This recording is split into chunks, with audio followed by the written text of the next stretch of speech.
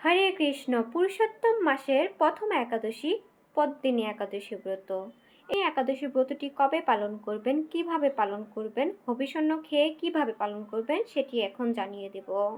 আসছে 27শে মে 2026 রোজ বুধবার পদ্মিনী একাদশী ব্রত।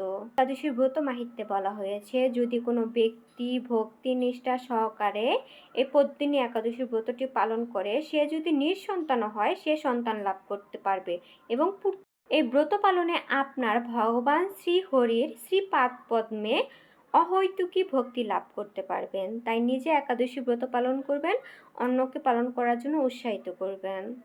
হবিষণ্য আহার করছেন একবেলা খেয়ে, তারা অবশ্যই একাদশীর আগের দিন হবিষণ্য খাবেন বিকালবেলা।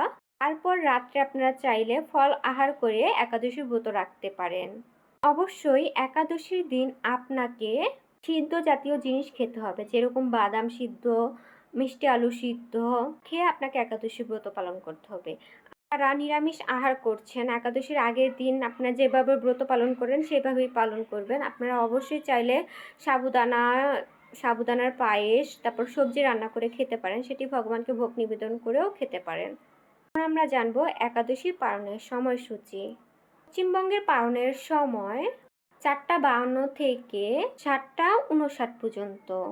বাংলাদেশের পালনের সময় 5:11 থেকে 8:29 পর্যন্ত। হরে কৃষ্ণ। ভিডিওটি ভালো লাগলে অন্যকে জানার সুযোগ করে দিন।